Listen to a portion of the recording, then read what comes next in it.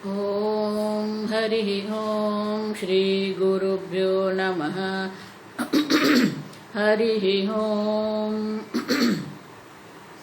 ॐ शन्नो मित्रशं वरुणः शन्नो भवत्वर्यमा शन्न इन्द्रो बृहस्पतिः शन्नो विष्णुरुक्रमः। नमो ब्रह्मणे नमस्ते वायो त्वमेव प्रत्यक्षं ब्रह्मासि त्वमेव प्रत्यक्षं ब्रह्म वदिष्यामि ऋतं वदिष्यामि सत्यं वदिष्यामि तन्मामवतु तद्वक्तारमवतु अवतु माम् अवतु वक्तारम्। ॐ शान्ति शान्ति शान्तिः। ॐ सहना भवतु सहनौ भुनक्तु सह वीर्यं करवावहै तेजस्विनावधीतमस्तु मा विद्विषावहै। ॐ शान्ति शान्ति शान्तिः।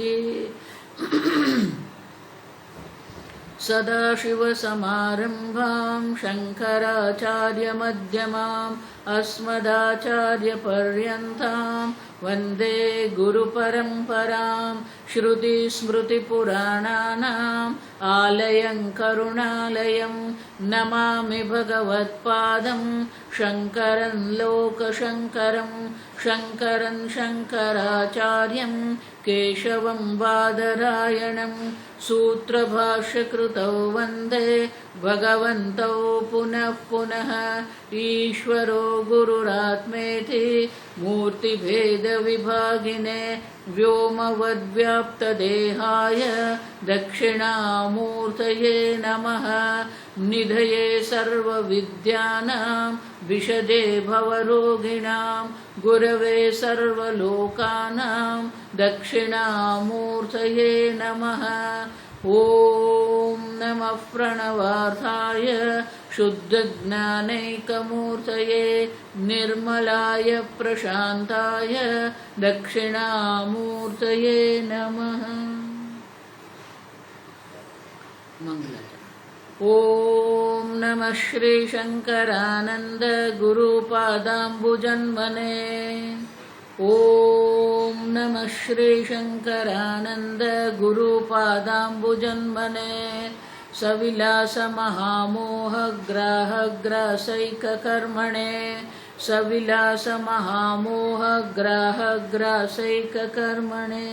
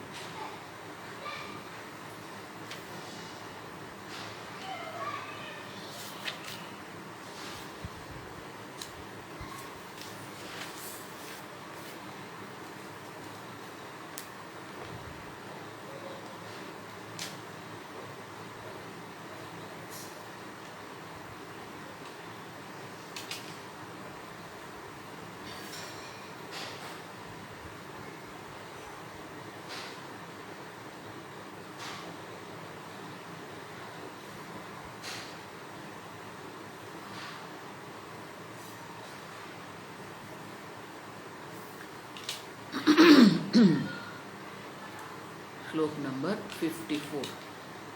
अपरोक्षत्वयोग्यस्य न परोक्षमतिर्भ्रमः न परोक्षमतिर्भ्रमः।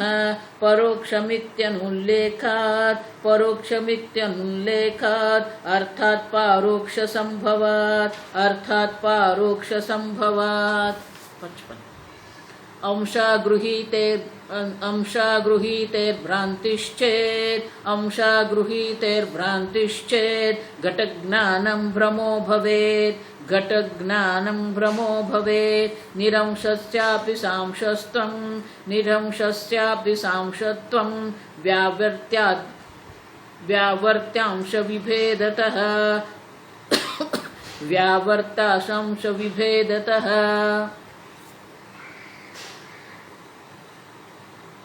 व्यावर्त्यांश विभेदतः।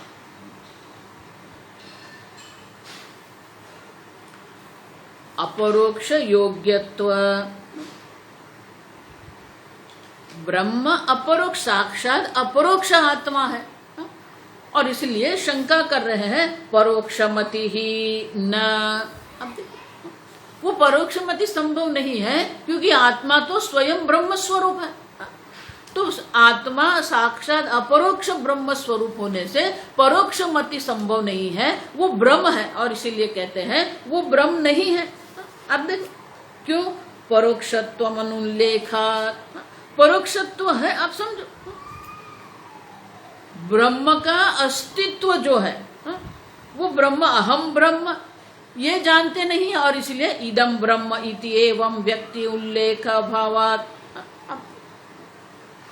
मैं वो पूर्ण ब्रह्म हूं, वो ज्ञान नहीं है, और इसीलिए अस्थि ब्रह्म भी होता है। भले ब्रह्म अपरोक्ष है, अपरोक्ष ब्रह्म होने पर भी, अब देखो, अपरोक्ष ब्रह्म होने पर भी उनके अस्तित्व का ज्ञान जब होता है तो उसे हम परोक्ष ब्रह्म कहेंगे। अब देखो, और वो ब्रह्म नहीं है, परोक्षमति कभी भी ब्रह्म नहीं हो सकते, क्योंकि वो वेदांत शास्त्र श्रवण से ही उत्पन्न हुई है। जो प्रमाण के द्वारा उत्पन्न होता है उसे हम ब्रह्म नहीं कह सकते हैं, और इसलिए कहते हैं भले ब्रह्म अपरोक्ष रूप से होना चाहिए, परोक्ष मति नहीं होनी चाहिए, फिर भी परोक्ष मति है, और वो जो परोक्ष मति है उसे हम ब्रह्म नहीं कहते हैं, वो परोक्ष ज्ञान है, आप समझो। और इसलिए कहते हैं शास्त्र श्रवण के द्वारा जब हमें ये ज्ञान होता है, परोक्षमिति अनुल्लेख्य, लेकिन वो परोक्ष नहीं है, अपरोक्ष है, वो ज्ञान हमें नहीं है, और इसीलिए हमें कहना पड़ता है परोक्ष संभवात परोक्ष। उनकी परोक्षता भी संभव है, ज्ञान की दृष्टि से परोक्षता संभव है, स्वरूप की दृष्टि से नहीं है। जो व्यक्ति को अज्ञान है, आवरण है और भ्रांति है, विक्षेप है, उनके लिए जब पहली बार जो शास्त्र श्रवण करते हैं तो उनके लिए जो ब्रह्म तत्व का निरूपण जब होता है, शास्त्र श्रवण जब करते हैं, तो तब उनको होता है कि हाँ एक ब्रह्म नाम की कोई वस्तु है। अब तो वो परोक्ष है, भ्रांति नहीं है, आप समझो। और इसलिए कहते हैं कि जिज्ञासु जब ये आरंभ करते हैं, शास्त्र श्रवण का आरंभ जब होता है तो ये ब्रह्म है, इस प्रकार से उसे प्रत्यक्ष ज्ञान नहीं होता है, और प्रत्यक्ष ज्ञान नहीं है, और इसीलिए परोक्ष ज्ञान ही कहना पड़ेगा, अपरोक्ष ज्ञान तो है ही नहीं। अब जब ब्रह्म अस्थि का ज्ञान होता है और ब्रह्म प्रत्यक्ष तो है नहीं, ब्रह्म कभी भी प्रत्यक्ष नहीं हो सकता, अव्यक्तोयम, देखो अव्यक्त है, इंद्रियों का विषय कभी भी नहीं हो सकता, और इसीलिए हमें कहना पड़ता है कि वो परोक्ष है, आप समझो। तो परोक्ष ज्ञान जब हम कहते हैं तो परोक्ष ज्ञान को हम परोक्ष कह रहे हैं, ब्रह्म को परोक्ष नहीं कह रहे। ज्ञान परोक्ष है, आप समझो, ब्रह्म तो अपरोक्ष है, फिर भी उनके अस्तित्व का ज्ञान होता है, और इसलिए हम कहते हैं वो परोक्ष है। अब देखो, तो कहते हैं कि नहीं नहीं, एक शंका है। अब देखो, जब सर्प बुद्धि हम कहते हैं, तो सर्प बुद्धि जब हमें होती है तो सर्प बुद्धि में जो सर्प अस्थि जब हम कहते हैं, तो सर्प अस्थि जब होता है तो वो जो अस्थि जो है, जो अस्तित्व जो है वो किसका है? वो सर्प का नहीं है, वो रस्सी का है। अस्तित्व, सर्प को अस्तित्व प्रदान करने वाली वो रस्सी है, आप समझो। तो अस्तित्व का ज्ञान है, वो सामान्य ज्ञान है, लेकिन विशेष ज्ञान नहीं है, तो अंश है वहां पर। आप देखो, तो उसी प्रकार से अगर हम कहेंगे कि नहीं नहीं ये ब्रह्म का एक अंश का हमें ज्ञान हुआ है और इसलिए वो परोक्ष ज्ञान है, अगर ऐसा आप कहते हो, आप समझो ये ठीक। रस्सी के अस्तित्व का ज्ञान जो है, लेकिन इदम अस्ति जब हम कहते हैं वहां कुछ पड़ा हुआ है। अब वो क्या है प्रश्न होता है, तब वो रस्सी है उनकी जगह पर, वो सर्प है। तो वह सर्प है जब हम कहते हैं। अब तो एक अंश का ज्ञान है, दूसरे अंश जो विशेष ज्ञान है वो नहीं है, और इसीलिए कहते हैं सर्प ब्रह्म है। उसी प्रकार से अगर हम कहते हैं कि ब्रह्म में भी, ब्रह्म जो है वो ब्रह्म का अंश का ज्ञान होता है, और इसीलिए जो परोक्ष ज्ञान जो हो रहा है, जिस प्रकार के सर्प का ज्ञान जो है वो भ्रांति है, उसी प्रकार से ब्रह्म का जो परोक्ष ज्ञान है वो भी भ्रांति है अगर आप कहते हो। तो उसके लिए आगे श्लोक कहते हैं, अंश गृहीते है भ्रांति ही चेत। तो कहते हैं कि एक अंश का अस्तित्व का ज्ञान हमें है, ब्रह्म के अस्तित्व का ज्ञान है, वो अंश का एक अंश है। तो एक अंश का ज्ञान होने के कारण वो भ्रांति ही है। ये ऐसा अगर आप कह रहे हैं, घट ज्ञानम ब्रह्मो भवेत्, तो फिर घट ज्ञान जो है वो भी ब्रह्म हो जाएगा। अब समझो, क्योंकि वो जो है घट ज्ञान, घट है ही नहीं, जो है तो मिट्टी है। मिट्टी जो है वो सत्य है, घट जो है वो मिथ्या है। तो अगर आप कहेंगे घट ज्ञान जो है वो भी सत्य नहीं, वो भी मिथ्या हो जाएगा, ब्रह्म भवेत्। तो बोले ये सब संभव नहीं है, क्योंकि घड़े का जो ज्ञान हमें होता है, तो ये घड़ा है जब हम कहते हैं तो वो घट का अनुभव है हमें। अब समझो, भ्रांति नहीं है। सर्प का जो ज्ञान हमें हो रहा है वहां सर्प है ही नहीं, मात्र आप जिसको सर्प दर्शन हो रहा है उनकी बुद्धि में सर्प है, बाहर सर्प नहीं है। लेकिन जब हम घट ज्ञान कहते हैं तो घड़ा है, घड़े हमारे अनुभव में आता है, घड़े का हम उपयोग कर रहे हैं, घड़े में हम पानी भरते हैं, हम और इसीलिए उसे ब्रह्म नहीं कहेंगे। घट ज्ञान जो है वो ज्ञान है, ब्रह्म नहीं है। लेकिन घट का अस्तित्व क्या है वो जब हम चर्चा करते हैं तब हम कहते हैं कि वो मिथ्या है। आप समझो, और इसलिए कहते हैं कि ये अंश की बात आप नहीं कर सकते हो, और घट ज्ञान ही नहीं, ये संपूर्ण जगत का जो हमें ज्ञान हो रहा है वो सब ज्ञान जो है वो भ्रांति हो जाएगा। तो वो तो संभव नहीं है। घट ज्ञान एक दृष्टांत है, और दूसरा निरंशस्य अपि शांतम व्यावर्ते, ब्रह्म जो है वो तो सर्वव्यापी है, निरंश है। तो निरंश जो ब्रह्म है वो निरंश ब्रह्म जो निरवय है, उनका कोई अंश कोई अवयव है ही नहीं। तो उसमें आप कैसे कह सकते हैं कि एक अंश है, सांशत्व व्यावर्त्यांश विभेदतः। ब्रह्म स्वयं तो निरंश ही है, और इसीलिए निरंश ब्रह्म में सांशत्व जो हम कह रहे हैं वो संभव नहीं है। फिर भी आप समझो, निरंश जो ब्रह्म हम जो कह रहे हैं वो निरंश ब्रह्म है, फिर भी वो सांश कहते हैं। क्यों? क्योंकि ब्रह्म का भी एक अस्तित्व का ज्ञान है। आगे मैंने कहा ना, आप है और आप चैतन्य, उनके लिए हमें कोई उपदेश की आवश्यकता नहीं है। अस्तित्व का ज्ञान है हमें, वो चैतन्य का भी ज्ञान है हमें। अब देखो, और इसलिए कहते हैं निरंश होने पर भी ब्रह्म के एक अंश का अस्तित्व का ज्ञान हमें हो रहा है, और इसीलिए क्या है, अंश विभेदतः। जो अंश है उसमें भेद कर रहे हैं हम। अब देखो, और वो भेद होने से क्या होता है, परोक्ष ज्ञान है ब्रह्म अस्ति इति।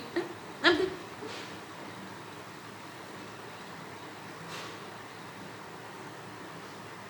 आप समझते, ब्रह्म अस्ति वो तो ज्ञान है ना, क्योंकि प्रमाण जनित है ये। और इसीलिए ब्रह्म निरंश होने पर भी सांशत्वम व्यावर्त्य। अब देखो, अंश विभेदतः, और इसीलिए एक अंश एक अंश क्यों कहेंगे हम? क्योंकि अस्तित्व का ज्ञान है हमें, लेकिन वो आत्म स्वरूप है, अपरोक्ष वो ज्ञान नहीं है, और प्रत्यक्ष तो है नहीं, और इसलिए उसको परोक्ष कहेंगे हम। और इसलिए कहते हैं निरंश ब्रह्म होने पर भी वो सांश का हम करके हम कहते हैं कि ब्रह्म अस्थि का ज्ञान है, और ब्रह्म का जो अस्तित्व का जो ज्ञान है उसे हम ब्रह्म नहीं कह सकते हैं, क्योंकि वो प्रमाण जनित ज्ञान है, शास्त्र प्रमाण। जिस प्रकार से स्वर्ग का हम परोक्ष ज्ञान होता है, उसी प्रकार से ये ब्रह्म का भी परोक्ष ज्ञान है, और इसीलिए निरंश ब्रह्म होने पर भी उनके एक अंश का अस्तित्व का हमें ज्ञान हो रहा है, और इसीलिए उसे हम परोक्ष ज्ञान कहते हैं, भ्रांति कहते नहीं है। आगे देखो, इसलिए दो बात है।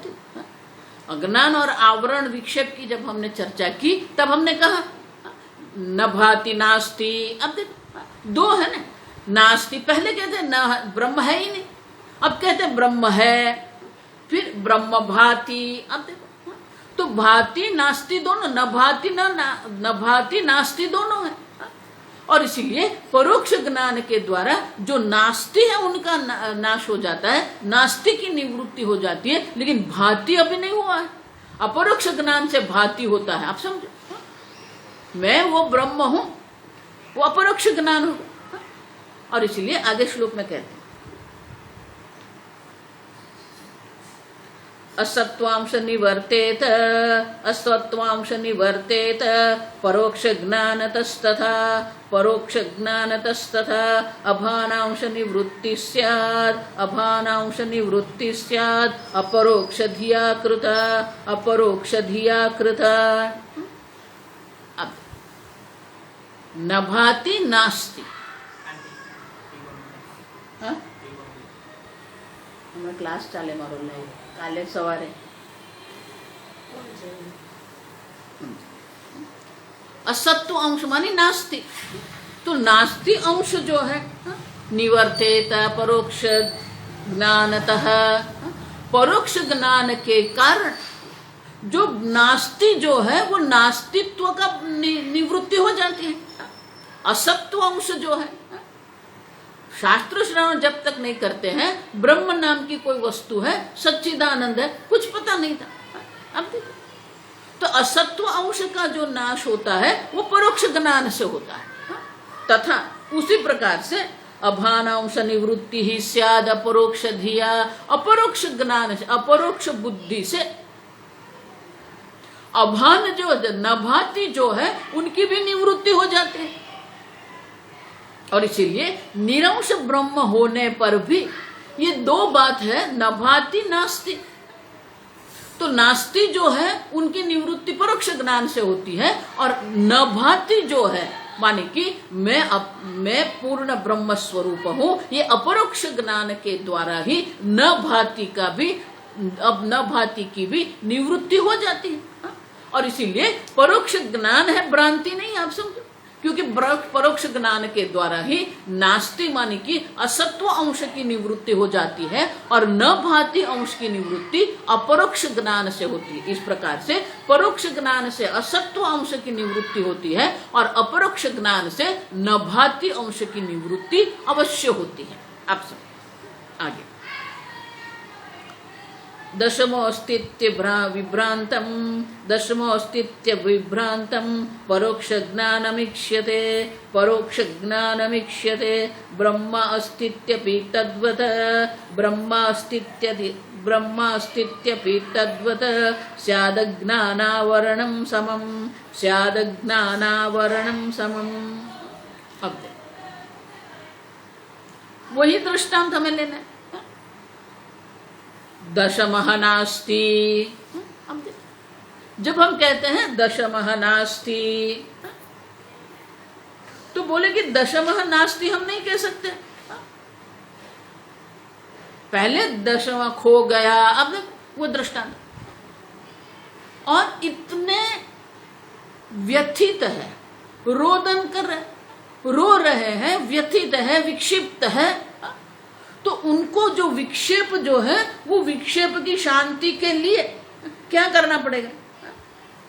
उसको पहले शांत करने के लिए कहना पड़ता है नहीं नहीं है, दशमः अस्ति।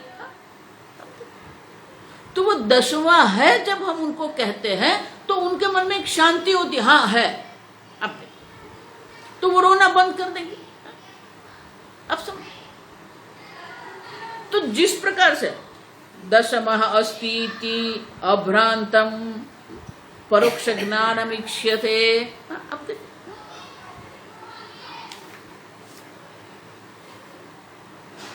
अभ्रांतम, आप समझे, परोक्ष ज्ञान जो है वो भ्रांति नहीं है, अभ्रांत है। आप समझे क्यों? क्योंकि वो ज्ञान है, दसवां है, ये ज्ञान है।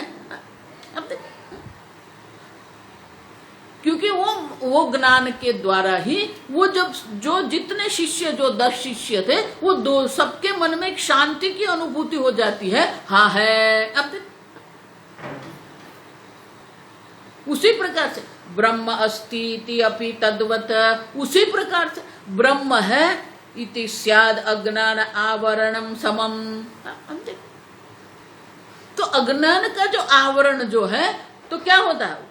ब्रह्म अस्ति इति वाक्य जन्य ज्ञानम अपि तद्वत अभ्रांतम स्यात्। जिस प्रकार से दशमः अस्ति जो है उसके द्वारा जो है नास्ति अंश की निवृत्ति हो जाती है, उसी प्रकार से ब्रह्म अस्ति जब हम कहते हैं तो वो नास्ति अंश की निवृत्ति होती है। किसके कारण? वाक्य जन्य ज्ञानम।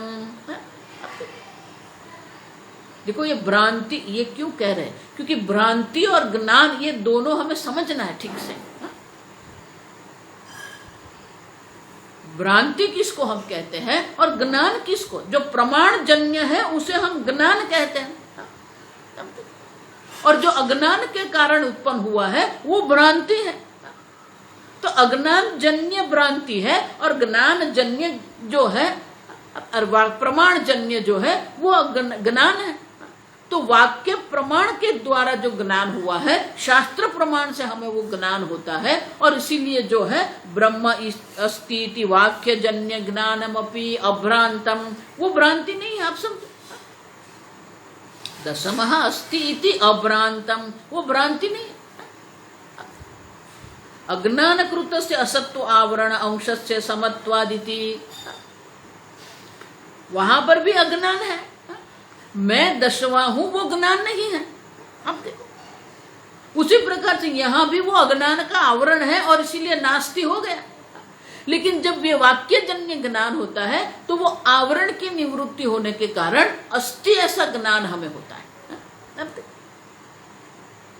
तो पहले अस्ति का ज्ञान है, फिर वो भाति का ज्ञान है, और इसलिए कहते हैं परोक्ष ज्ञान जो है, जिस प्रकार से 10वें जो दृष्टांत में हमने देखा कि जब दशमः अस्ति ऐसा कहते हैं तो दशमः अस्ति के ज्ञान के कारण ही उनके मन में शांति हो जाती है, वो शांत हो जाते हैं।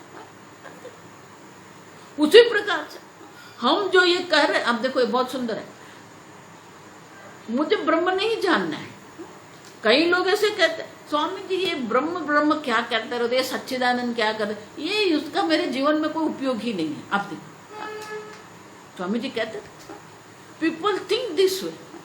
लोगों को स्वामी जी ये आत्मज्ञान, ये ब्रह्म ज्ञान, ये वैराग्य, ये कुछ हमें कुछ नहीं चाहिए। देखो इसलिए मैंने आगे कह दिया, ब्रह्म ज्ञान हमारे जीवन का लक्ष्य नहीं है, पुरुषार्थ नहीं है, मोक्ष पुरुषार्थ है। आप समझो, जो पुरुषार्थ है वो तो मोक्ष पुरुषार्थ है, और मोक्ष पुरुषार्थ की प्राप्ति किसके कारण होगी? अपरोक्ष ज्ञान से होगी। आप समझो, अपरोक्ष ज्ञान से ही शोक की निवृत्ति होती है और नित्य तृप्ति की प्राप्ति होती है। अब देखो, तो ब्रह्म ज्ञान पुरुषार्थ नहीं है। इसलिए बहुत सारे लोग ऐसे सोचते हैं, ये आत्मज्ञान, ये वेदांत, ये क्या आवश्यकता है? आप समझो ये संबंध। इतने सारे संप्रदाय है जहां शास्त्र का कोई महत्व है ही नहीं, जो शास्त्र श्रवण भी नहीं है, शास्त्र का अध्ययन भी नहीं, उनको आवश्यकता लगती ही नहीं। आप समझो ये ठीक। तो ब्रह्म ज्ञान जो है वो हमारे जीवन का लक्ष्य नहीं है। हमारे जीवन का लक्ष्य तो क्या है? सुखम में स्यात् दुखम मा भूत। मुझे सुख की प्राप्ति हो, दुख कभी मेरे जीवन में न हो। आप समझो, किसी भी व्यक्ति को, चाहे वो ऑस्ट्रेलिया को हो, एशिया का, अमेरिका, कहीं का भी हो, किसी भी व्यक्ति को आप पूछेंगे तो उनका एक ही उत्तर होगा, मुझे सुखी होना है। अब देखो, व्यक्ति जो ढूंढ रही है वो तो आनंद है, सुख है। आप समझो, सुख आपके जीवन का लक्ष्य है, आनंद आपके जीवन का लक्ष्य है। ब्रह्म ज्ञान लक्ष्य नहीं है, सुख का साधन ब्रह्म ज्ञान है। आप समझो, सुखम में स्यात् आत्मतृप्ति ही है, दुखम मा भूत शोक निवृत्ति है। आप देखो, ये दो है, शोक निवृत्ति भी करना है, दुखम मा भूत तो शोक की निवृत्ति है। सुखम में स्यात् आत्मतृप्ति है। आप देखो, आप जो मांग रहे वही है। आप समझो, आपको अगर बंधन का अनुभव हो रहा है तो वह बंधन के अनुभव से आपको मुक्ति की इच्छा है, मोक्ष की इच्छा है। ये जन्म मरण के चक्र में आपको नहीं फंसना है, तो जन्म मरण के चक्र से आपको मुक्ति की इच्छा है, लेकिन वो मुक्ति का साधन क्या है? ब्रह्म ज्ञान है।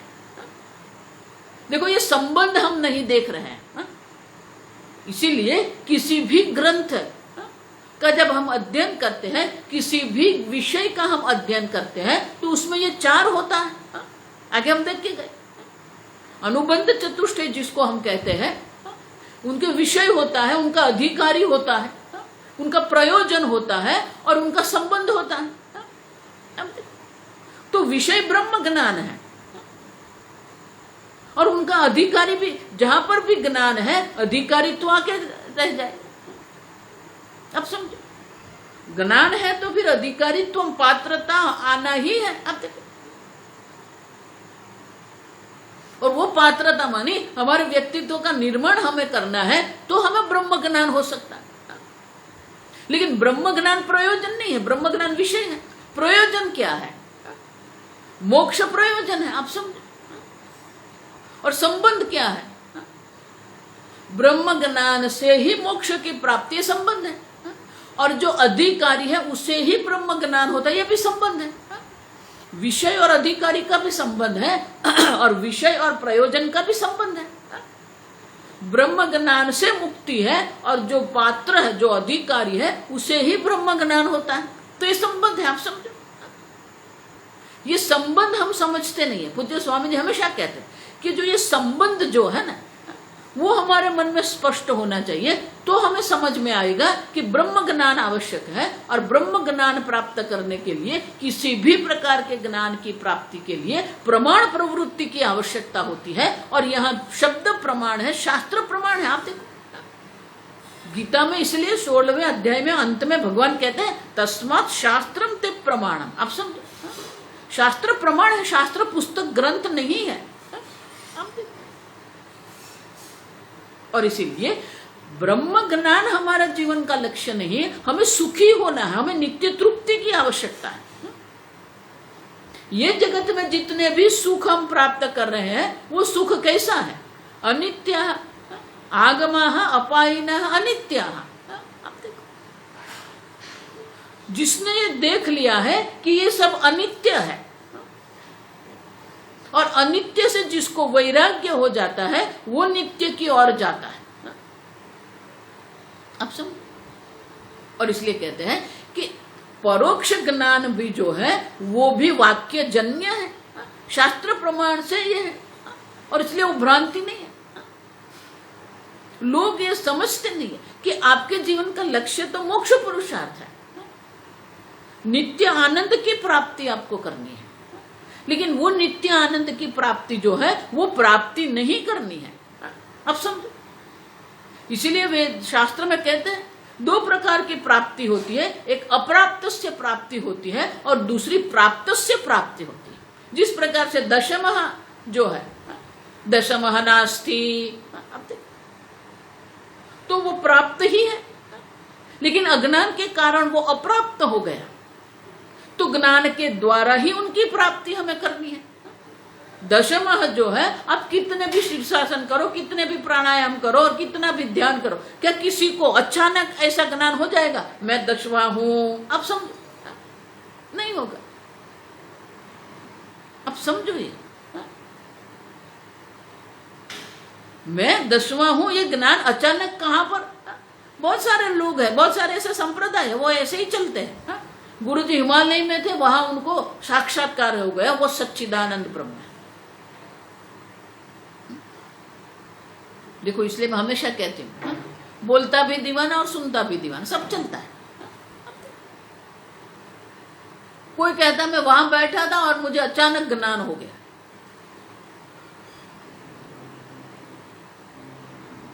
किसी को भी कभी अचानक ज्ञान नहीं होता है। ज्ञान हमेशा प्रमाण जन्य होता है, और इसलिए कहते हैं वाक्य जन्य जो ये ज्ञान है, परोक्ष ज्ञान जो है, वो शास्त्र प्रमाण जन्य ज्ञान है, वो भ्रांति नहीं है। आप सब, भले आपके जीवन का लक्ष्य ब्रह्म नहीं है, भले आपके जीवन का लक्ष्य वो ज्ञान नहीं है, लेकिन वो ज्ञान के द्वारा ही आपको अनंत सुख की प्राप्ति हो सकती है। आप समझो, इसीलिए मैं बार बार कहती हूं कि बहुत सारे महात्मा संप्रदाय है जो शास्त्र को ही बाईपास कर देते हैं। वो ब्रह्म ज्ञान बाईपास कर देते हैं। आप देखो, उनको शास्त्र प्रमाण से कोई संबंध ही नहीं है, शास्त्र श्रवण से कोई संबंध है ही नहीं उनको। आप समझो, वो तो ऐसे ही मानते, मुझे ऐसे ही साक्षात्कार हो गया।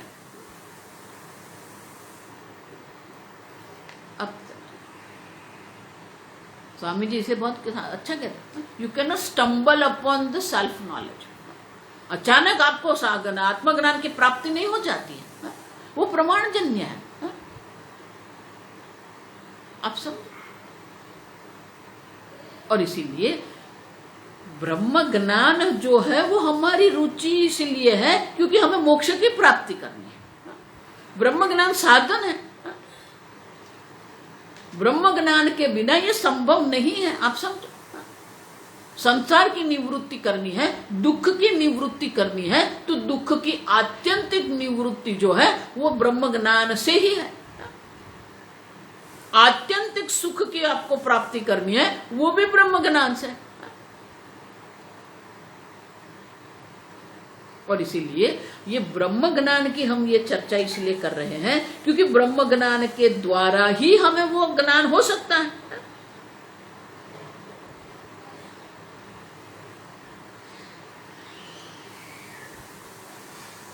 ननु वाक्यात् परोक्ष ज्ञान उत्पत्ति इति चेद, तो बोले कि शास्त्र प्रमाण के द्वारा ये परोक्ष ज्ञान होता है, ऐसा आप जो कह रहे हैं, तो फिर अपरोक्ष ज्ञान कैसे होगा? वाक्यात् परोक्ष ज्ञानम उत्पद्यते चेत अपरोक्ष ज्ञानम कुतः जायते। तो कहते हैं कि शास्त्र प्रमाण से ही अपरोक्ष ज्ञान होगा। परोक्ष ज्ञान भी शास्त्र प्रमाण से है और शास्त्र प्रमाण से ही हमें अपरोक्ष ज्ञान होता है, लेकिन उनके लिए परोक्ष ज्ञान से अपरोक्ष ज्ञान जो है उनके लिए क्या करना पड़ेगा? श्रोतव्य, मंतव्य, निदिध्यासितव्य, ये सब।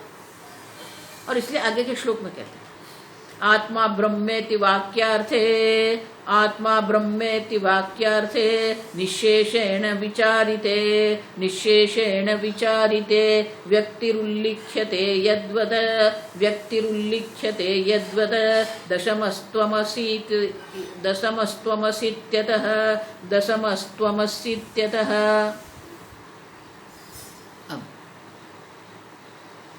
आत्मा ब्रह्मेति वाक्यार्थे, पहले आत्मा ब्रह्म है, पहले क्या है? ब्रह्म अस्ति। अब वो जो ब्रह्म है वो क्या है? आत्मा ब्रह्म इति वाक्यार्थे निशेषेण विचारिते। फिर वो जो वाक्य है ब्रह्म अस्ति, लेकिन वो ब्रह्म क्या है? आत्मा ब्रह्म, अयम आत्मा ब्रह्म। अब देखो ये वाक्य महावाक्य है बृहदारण्यक का, ये महावाक्य है अयम आत्मा ब्रह्म। अयम मानी अपरोक्ष आत्मा। इति विचारिते, निश्शेषेण विचारिते। निश्शेषेण माने कि सम्यक विचारेण, जब अच्छी तरह हम सोचते हैं, विचार करते हैं, तो विवेक विचार के द्वारा व्यक्ति ही उल्लिख्यते। तो वो जो व्यक्ति, जो साधक है, वो साधक को अपरोक्ष ज्ञान होता है, साक्षात क्रियते। शास्त्र विचार के द्वारा जो परोक्ष ज्ञान हुआ है, वही परोक्ष ज्ञान शास्त्र विचार से अपरोक्ष हो सकता है। और इसलिए कहते हैं वाक्यार्थ निश्शेषण विचारित। पूर्णतः जब हम विचार करते हैं, उनके ऊपर जब हम आगे विचार करते हैं कि ब्रह्म है, ऐसा हम कहते हैं, और वो ब्रह्म अनंत है। देखो, इसलिए मैं कहती हूं, शब्द सब हम जानते हैं। जो सत्संग कर रहे हैं वो लोग को शब्द जानते हैं, लेकिन शब्द के अर्थ का स्फुरण होना चाहिए। वो स्फुरण नहीं होता है, और लोग शब्द पकड़ के बैठे रहते हैं, वो स्फुरण है ही नहीं। अब समझ, ब्रह्म क्या है? बृहत्वाद ब्रह्म, जो सर्वव्यापी है, जो अनंत है, उसे ब्रह्म कहते हैं। महतो महीयान, जो अनंत है, जो पूर्ण है, जो सर्वव्यापी है, उसे हम ब्रह्म कहते हैं। अब देखो, जब हम सर्वव्यापी कहते हैं, जब अनंत हम कहते हैं, तो उनके अर्थ का स्फुरण हमें है क्या? नहीं है। अगर वो अनंत है तो अनंत में आप आ गए कि नहीं आ गए? सर्वव्यापी है माने उसके अंदर आप आ गए कि नहीं आ गए? आप समझो, उदरम अंतरम कुरुते अथ तस्य भयम भवति। अगर ब्रह्म पूर्ण है, अनंत है, तो वो अनंत ब्रह्म में आप भी है। आत्मा ब्रह्म इति वाक्यार्थ है। अब देखो, वो जो विराट दर्शन है ना अर्जुन का, विश्व रूप दर्शन, तो उसमें भी क्या हुआ? वही हुआ। जो विराट का वो दर्शन कर रहा है, संपूर्ण ब्रह्मांड का वो दर्शन कर रहा है, तो जो परमात्मा का जो विराट स्वरूप है, वो विराट स्वरूप में उनका भी तो समावेश हुआ है। लेकिन उसने अपने आप को क्या कर दिया? अलग करके रख दिया। उसने सोचा मैं दृष्टा हूं और ये विश्वरूप दृश्य है। उदरम अल्पम, उद अल्पम अरम अपि अंतरम कुरुते। थोड़ा सा भी अगर आपने भेद बुद्धि करके रख दी तो क्या होगा? भयम भवति। वही अर्जुन का हुआ। अपने आप को विराट से, ब्रह्मांड, पूर्ण ब्रह्मांड से अलग करके रख दिया, भेद करके रख दिया, तो क्या हो गया? वो भयभीत हो गए, और इतना भयभीत हो गया उनको समझ में नहीं आता था क्या करूं। तो वो बोलता था भगवान आगे से भी आपको नमस्कार, पीछे से भी आपको नमस्कार, हजार हजार बार नमस्कार। उसको समझ में ही नहीं आता क्या बोलूं। आप देखो, वो इतना भयभीत हो गया कि भगवान को बोल दिया, नहीं नहीं भगवान, ये आपका जो दो द्विभुज जो रूप है ना, उनका दर्शन करवा दीजिए, ये नहीं चाहिए। अब देखो, उसने अपने आप ही मांगा था विश्वरूप का दर्शन, लेकिन विश्वरूप अगर है तो उसमें अपना समावेश करना था, लेकिन समावेश नहीं किया। अब समझ, उसी प्रकार हम भी सोचते हैं अनंत ब्रह्म, वो अनंत है माने क्या है? अब समझो, विचार, ये विचार करना पड़ेगा हम। अगर ब्रह्म अनंत है तो आप ब्रह्म, आत्मा ब्रह्म इति विचारिते। जब इस प्रकार से विचार करते हैं, विचारिते, निश्शेषण, निश्शेषण माने कि कुछ बाकी नहीं है, पूर्णतः विचार करना है कि ब्रह्म से मैं भिन्न नहीं हो सकता। क्योंकि ब्रह्म जो है वो स्वप्रकाश ब्रह्म है, और मैं चैतन्य स्वरूप, स्वतः सिद्ध स्वप्रकाश चैतन्य आत्मा हूं, तो दो चैतन्य संभव नहीं है, चैतन्य एक ही होता है। अब सब, और इसीलिए अयमात्मा ब्रह्म। इस प्रकार से जब महावाक्य का हम विचार करते हैं, तो महावाक्य के विचार के द्वारा हमें अपरोक्ष ज्ञान होता है। पहले ब्रह्म अस्ति का ज्ञान है और फिर वो ब्रह्म मैं हूं, आत्मा ब्रह्म इति व्यक्ति ही उल्लिख्यते यद्वत् दशमः त्वम् असि इति अतः। जिस प्रकार से दशमः त्वम् असि, वो महात्मा जब कहता है, महात्मा कहते हैं तू 10वां है, दशमः त्वम् असि, अब उसी प्रकार से तत्सत्यम स आत्मा तत्त्वमसि श्वेत केतो, वो जो आत्मा जो सत्य है, जो चैतन्य स्वरूप है, वो सत है, सद ब्रह्म है। सद माने ब्रह्म, आप समझ, और वो सद ब्रह्म तत्त्वमसि तू है। तो इस प्रकार से जब गुरु के मुख से हम महावाक्य का उपदेश का श्रवण करते हैं और उनके ऊपर हम जब विचार करते हैं तो हमें अपरोक्ष ज्ञान होता है। जिस प्रकार से दशमः त्वमसि ये उपदेश का जब श्रवण वो करता है तब उसे ज्ञान हो जाता है, वो 10वां तो मैं हूं। अब और जिस प्रकार से जितने वो वहां शिष्य खड़े हैं सबको ये ज्ञान होना है मैं 10वां हूं। आप देखो वहां कितने 10 हैं, जो जो अज्ञानी है वो सब 10वां है। लहर ढूंढे लहर को, कपड़ा ढूंढे सूत, जीव ढूंढे ब्रह्म को। आप देखो हम वो अनंत सुख की खोज कर रहे हैं, लेकिन वो अनंत सुख आप ही है। और इसीलिए कहते हैं कि व्यक्ति ही उल्लेख्यते यद्वत् दशमः त्वमसि इति अतः। जिस प्रकार से तू 10वां है, ये वाक्य जो है, वाक्य श्रवण से उनको ज्ञान हो जाता है मैं 10वां हूं। उसी प्रकार से अयम आत्मा ब्रह्म, ये महावाक्य का जब उपदेश होता है तो महावाक्य के उपदेश पर विचार जब हम करते हैं तो हमें भी ये ज्ञान होता है। उल्लिख्यते माने कि उनको भी ये साक्षात्कार हो जाता है मैं पूर्ण ब्रह्म हूं। तो यह परोक्ष ज्ञान है। अब समझ, जब तक ब्रह्म अस्ति है वो परोक्ष ज्ञान है, लेकिन जब वो महावाक्य का उपदेश होता है, महावाक्य के उपदेश के कारण जब उनको विचार से, ब्रह्म विचार के द्वारा जब उनको ज्ञान होता है कि मैं ब्रह्म हूं, तो वो जो ज्ञान है उसे हम अपरोक्ष ज्ञान कहते हैं। तो वो भी वाक्य जन्य ही है, शास्त्र प्रमाण से ही, महावाक्य उपदेश से ही ये अपरोक्ष ज्ञान हमें होता है। आगे दशमः कः इति प्रश्ने, दशमः क इति प्रश्ने त्वमेवेति निराकृते, त्वमेवेति निराकृते गणयित्वा स्वेन सह स्वमेव दशमं स्मरेत्, स्वमेव दशमं स्मरेत्। दशमः अस्ति, जब ये महात्मा कहते हैं तो प्रश्न होता है दशमः कः, 10वां कहाँ, कौन है, कौन 10वां है। इति प्रश्ने, ये तो 9 ही है, 10वां कौन है, कहाँ है। त्वं दशमः त्वं इति निराकृते, गुरु कहते हैं तू 10वां है। और तब क्या होता है, 10वां खो गया, उनकी निवृत्ति हो जाती है। गणयित्वा स्वेन सह, पहले 9 की गिनती कर दिया लेकिन अपनी गिनती नहीं किया। अब अपने की गिनती करने से क्या होता है, स्वेन सह स्वमेव दशमम,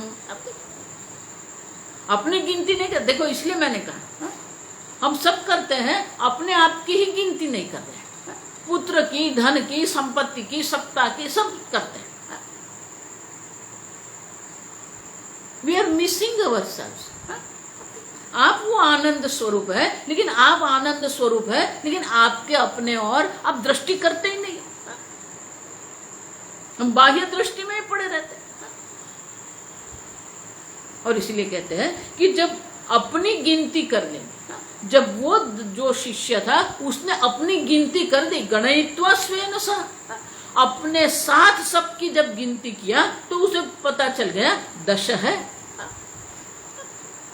उसी प्रकार से आपको अपने आप की गिनती करनी है, आप अपने आप की गिनती करते ही नहीं। और जब तक अपने आप की गिनती आप नहीं करेंगे तब तक आपको ये ज्ञान नहीं होगा। उसी प्रकार से कहते हैं स्वमेव दशमम स्मरेत, उनको याद आ गया मैं दसवां हूं। आप समझो ये, इसलिए आगे मैंने कहा ये दृष्टांत के बारे में कि अपने आप की आप गिनती करो, अपने आप पर दृष्टि करो, आप अपने साथ बैठो 5 मिनट 10 मिनट आप अपने आप के साथ बैठो, ध्यान मानी आप अपने आप को ही साक्षात्कार करो, मुलाकात दे दो, you give an appointment to your self.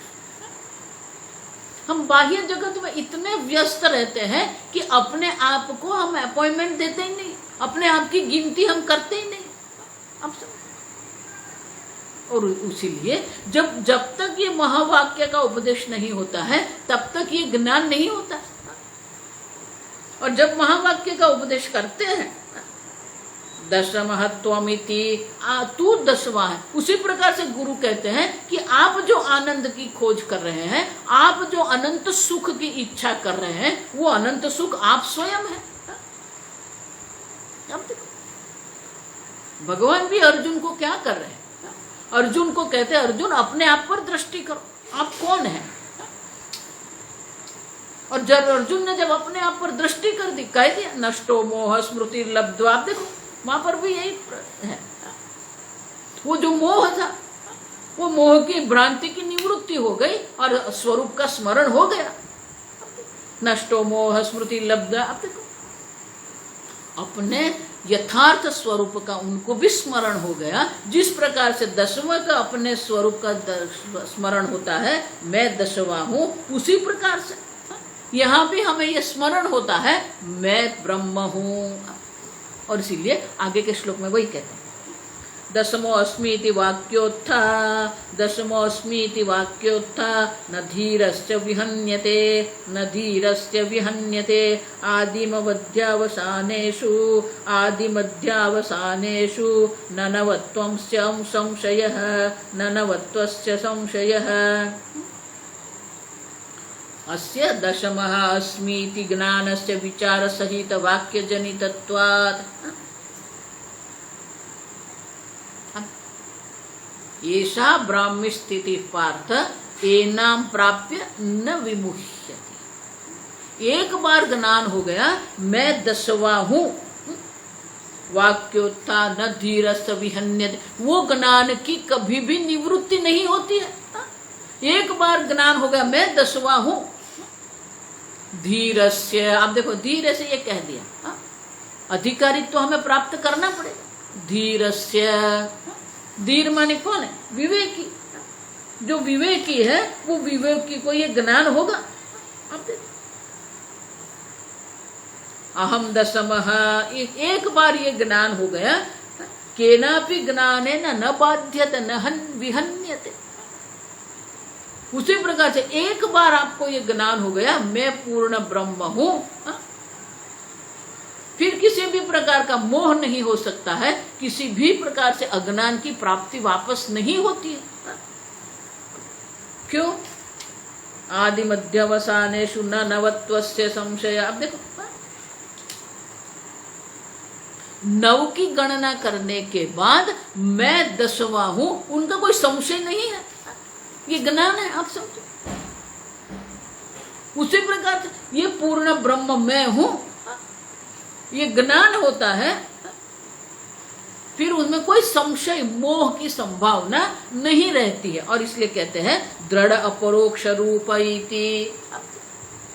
वो जो बुद्धि जो है मैं अपरोक्ष ब्रह्म हूं, वो जो ज्ञान है, वो जो मति है, वो क्या है, अपरोक्ष, दृढ़ अपरोक्ष ज्ञान है वो। और उनके प्राप्त करने के बाद फिर उनकी निवृत्ति कभी भी नहीं होती है, कभी भी संशय या भ्रांति की संभावना नहीं है। एक बार मैं 10वां हूं ज्ञान हो गया, फिर कोई भ्रांति कोई संशय नहीं है। आप समझो उसी प्रकार से जब तक वो परोक्ष ज्ञान है, वो परोक्ष ज्ञान से अपरोक्ष ज्ञान होना चाहिए। अपरोक्ष ज्ञान होने के बाद फिर कोई संशय की संभावना नहीं है, कोई मोह की संभावना है ही नहीं। और इसलिए कहते हैं आदि मध्यावसानेषु, नवत्व, वो पहले से गिनती करे, मध्य से गिनती करे, अंत से गिनती, कहीं किसी भी प्रकार से गिनती करता है वो 9 है और 10वां मैं हूं। आप समझ, आदि मध्यावसानेषु किसी भी प्रकार से वो गणना करेगा, परिगणन क्रियायाम नवानाम आदि मध्यान परिगणने पे, आरंभ से करे या बीच से करे, वो 9 जो खड़े रहे हैं, तो 9 जो है उसमें गिनती कहीं से भी वो आरंभ करे, लेकिन 10वां तो कौन होगा, वही होगा। 1 2 3 4 करे या बीच से वो 1 2 3 4 करे, लेकिन अंत में वो कहाँ आके रुकेगा, अपने आप पर। उसी प्रकार से ये जो सब जो परोक्ष ज्ञान जो है, ब्रह्म अस्ति जो है, वो भी कहाँ आके ठहरेगा, आपके ऊपर। अहम अस्मि, आप समझो, ब्रह्म अहम अस्मि, आपके पास आके वो रुक जाएगा, फिर कोई संशय नहीं, कोई मोह नहीं है। गिनती कुछ भी करो, लेकिन केंद्र तो आप है। आप देखो, संपूर्ण जगत का केंद्र आप है, संपूर्ण जगत का अधिष्ठान आप है, आपसे ही ये जगत है। वो जगत कारण ईश्वर जो है वो आप स्वयं है, और इसलिए कहते हैं कि कहीं से भी आरंभ करो, लेकिन वो आके रुकेगा कहां पर, आपके ऊपर। अंत में तो आप ही है, आपकी ही गिनती करनी, और इसलिए कहते हैं न संशय भवेत्, और फिर कोई संशय नहीं रहता है, कोई संशय भी नहीं है, कोई भ्रांति भी नहीं है, कोई मोह भी वहां रहता नहीं। एक बार अपरोक्ष, दृढ़ अपरोक्ष ज्ञान हो जाता है, पूर्ण ब्रह्म स्वरूप मैं हूं, फिर कोई संशय नहीं, कोई भ्रांति नहीं है, आप सब। और इसीलिए परोक्ष ज्ञान भी है, अपरोक्ष ज्ञान है, और वो अपरोक्ष ज्ञान को दृढ़ता करनी पड़ती है। अब वो जब दृढ़ हो जाएगा, मैं पूर्ण ब्रह्म स्वरूप हूं, फिर शोक की भी निवृत्ति अवश्य होती है। वो हम आगे देखेंगे, कल देखेंगे।